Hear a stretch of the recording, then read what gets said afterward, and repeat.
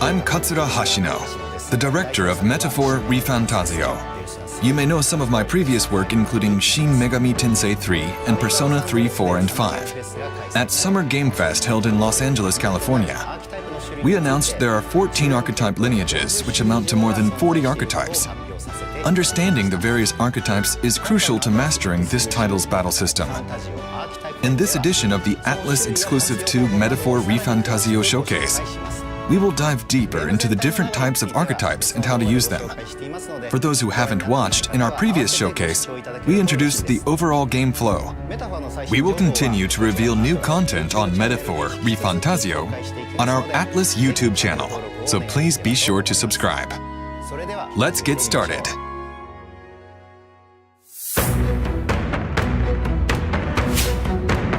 First, let's review the battle system introduced in the previous livestream.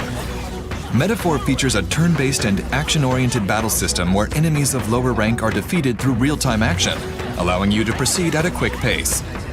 In this innovative battle system, against higher-ranked enemies, players can use the real-time action to enter turn-based combat with an advantage. Metaphor incorporates tactical planning through action into its established systems, along with a high degree of party composition freedom through job changes. Central to this approach are the game's new job types known as archetypes, which players can equip to their protagonist. To prepare these archetypes for the protagonist, it's crucial to first introduce the facility known as the Academia. Now, where was I? In the early stages of the story, the protagonist gains access to a mysterious location called Academia. As you can see, it's a place adorned with a plethora of books, giving it the atmosphere of a sanctuary of knowledge. The individual in Academia has high hopes for the protagonist's awakened archetypes. I've been waiting. He is well versed in archetype knowledge and will lend his support to the protagonist's journey, helping him to awaken archetypes. Archetypes are managed in lineages such as this one, branching out as they are acquired during the journey. This is a game screen from the early stages of the story, so right now we only have access to the initial archetypes with basic skills. But once you're able to swap archetypes, the real game strategy begins. Details on how the protagonist comes to visit this place will be shared in detail in subsequent updates, so please look forward to it. Now, I'd like to introduce the types and characteristics of archetypes, as well as details about the related battle systems, including some that have not yet been revealed.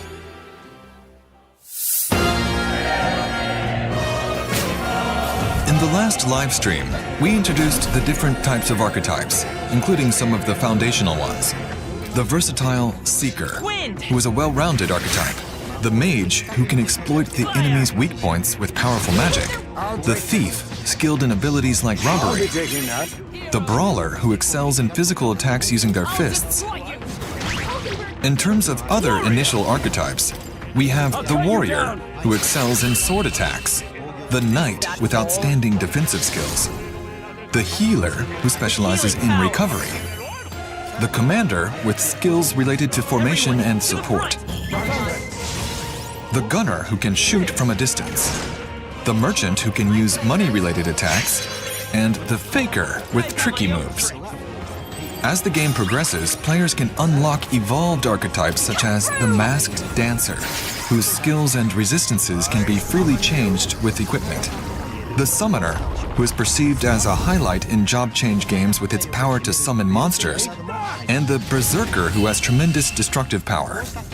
There are 14 basic archetype lineages, and when the variations of each archetype are added up, in total there are more than 40 archetypes available.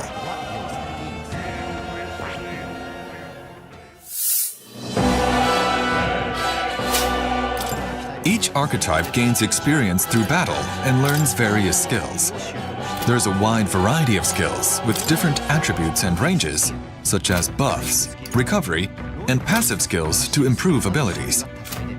Mastering these skills allows players to gain an advantage in battles.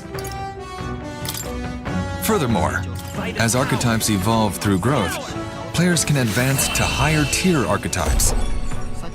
While the archetypes like the ones introduced earlier are unlocked as the base archetype of each lineage, progressing them through battle and strengthening bonds with supporters encountered on the journey is crucial. This system unlocks conditions for acquiring even more advanced archetypes, providing substantial depth and party development for players to enjoy and experience.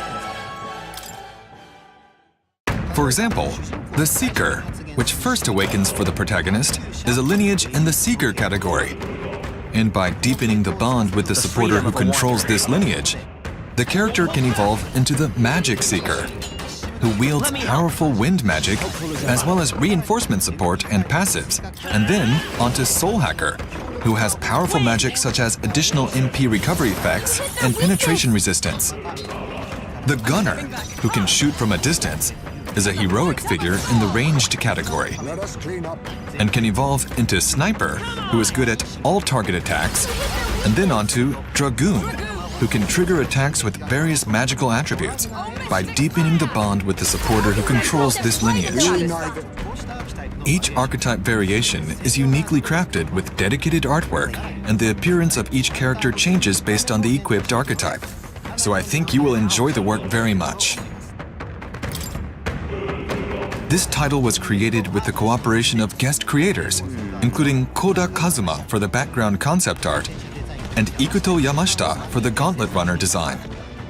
The archetype designs, boasting over 40 variations, are not only designed by Shigenori Soejima, who is in charge of character design for this title, but also by Yuji Himukai, the character designer for the Etrian Odyssey series, who is likely familiar to ATLUS fans.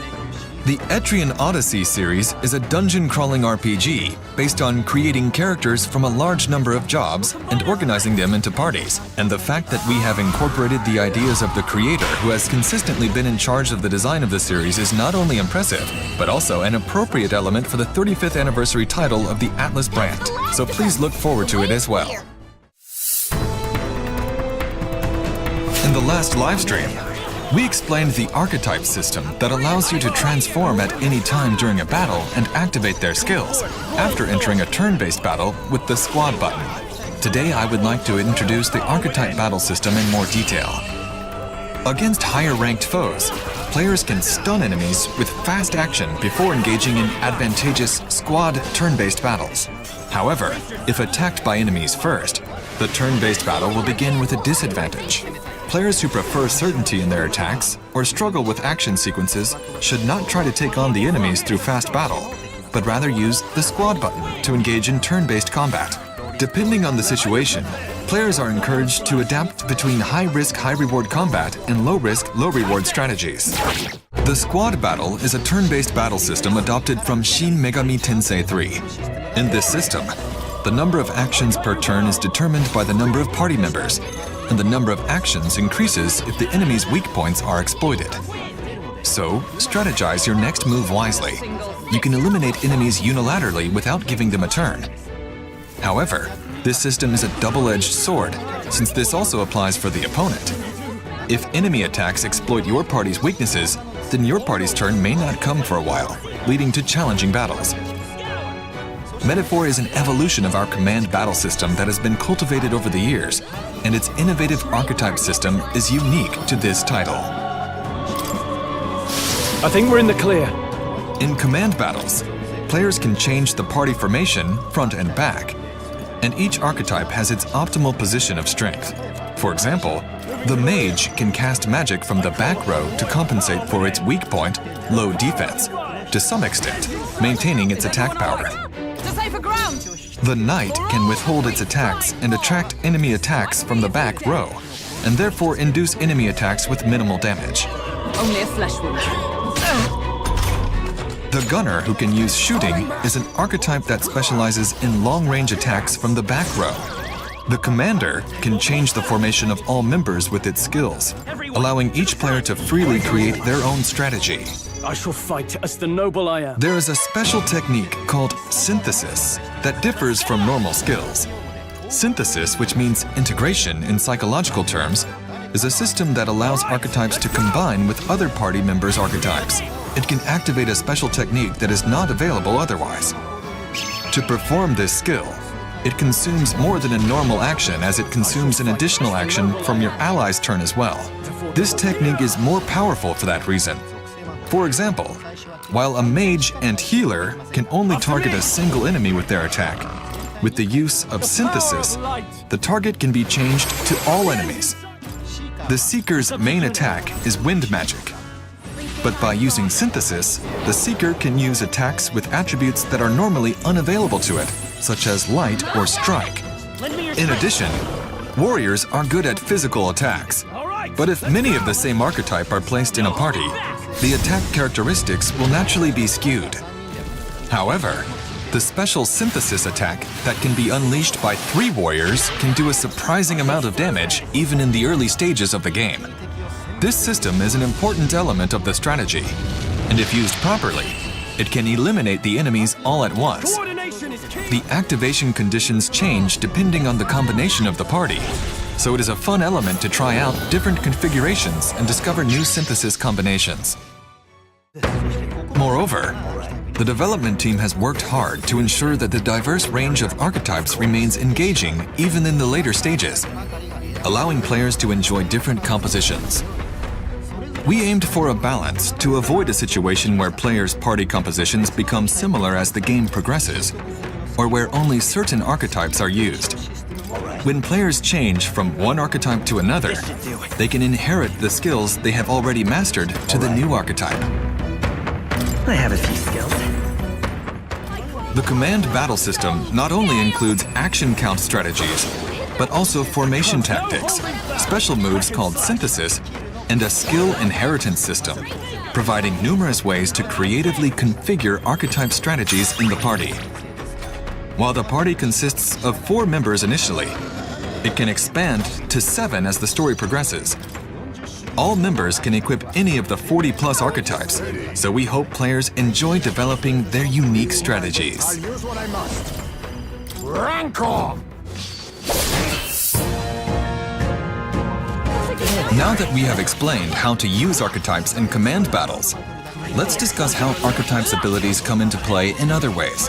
Weapons change depending on which archetype is equipped, and this also affects the real-time action, fast combat that can be used before entering turn-based squad battles. For example, the Seeker's one-handed sword allows for quick, successive strikes to deal damage to enemies.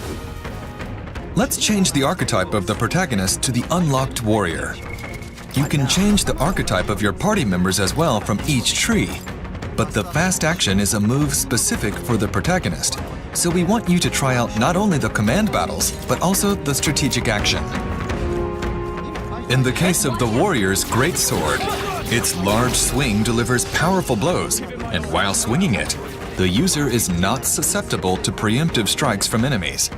In the case of the mage's staff, the attack range extends not only forward, but also around the user, making it effective in situations where the player is surrounded by multiple enemies. It can wipe out many monsters when outnumbered and outclassed. Additionally, there are archetypes that can use ranged weapons. The Faker can throw knives, and the Gunner uses a crossbow, allowing attacks from a safe distance. Enemies roaming the field also have various characteristics and weaknesses. For instance, you might use a gunner with long-distance attack range to take down flying foes. However, if you choose the protagonist's archetype focusing mainly on fast action, he will fight with that archetype when you enter a squad battle. You cannot swap archetypes in a squad battle, so it's important to plan ahead of time. We hope that everyone will enjoy the fast and squad combat.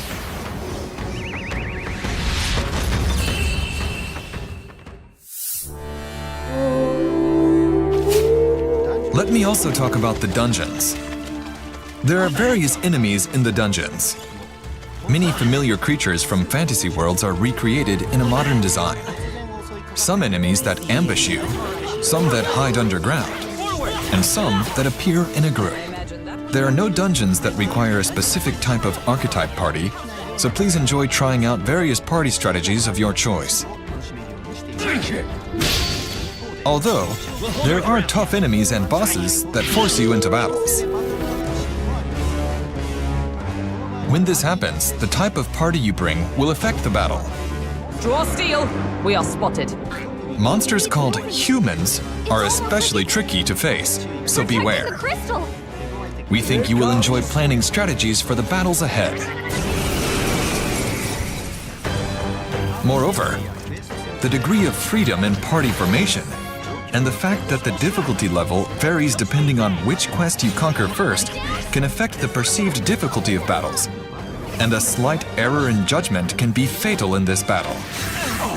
The difficulty of the game can be changed at any time, and by using the retry feature, you'll be able to return to the top of the battle and take on the challenge again with other strategies you might have thought of.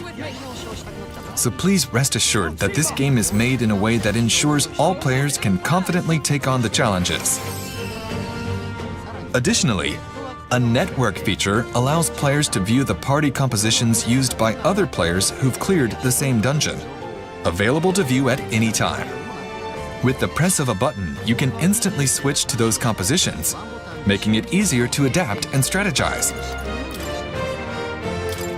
I'm sure there are players who remember playing classic job change games based on the recommended information of specific party setups for certain dungeons.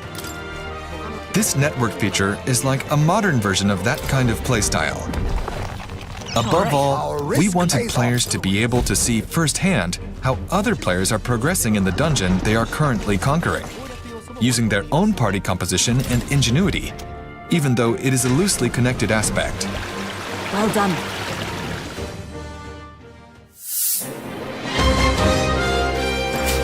So, what did you think?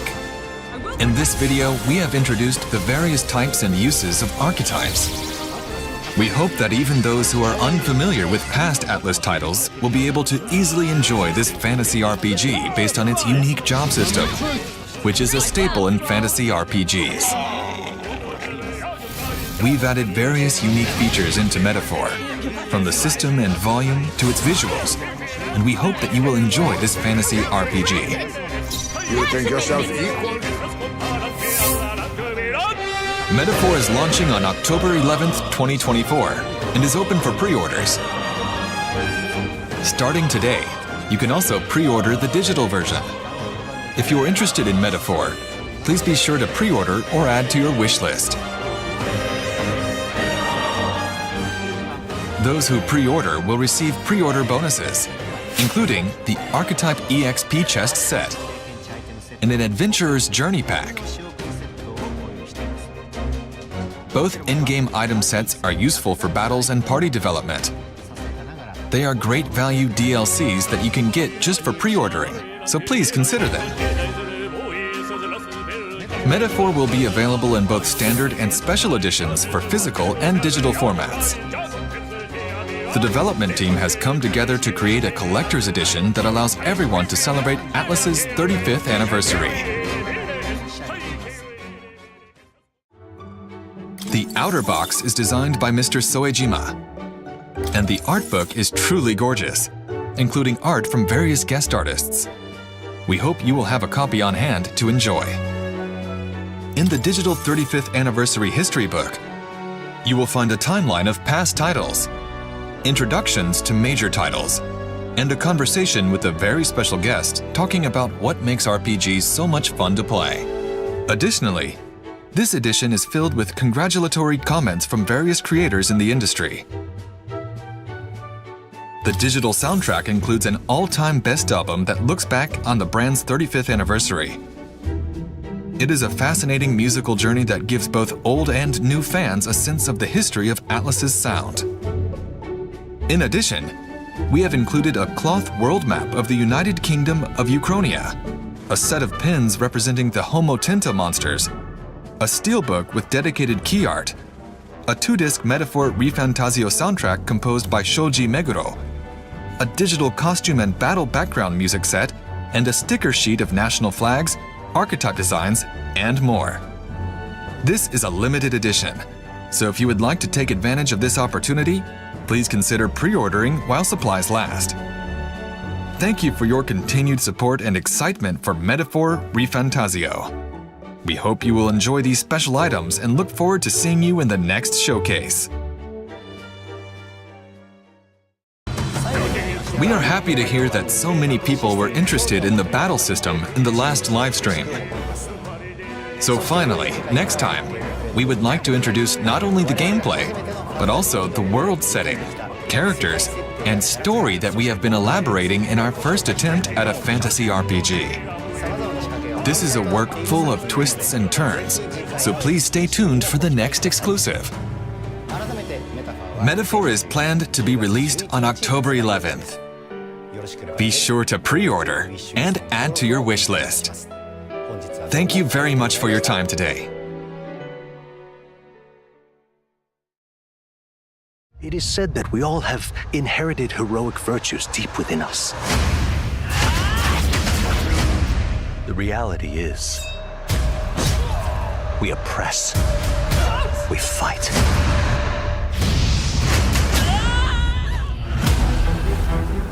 A great evil flows through this land. You have found a way to wield true magic.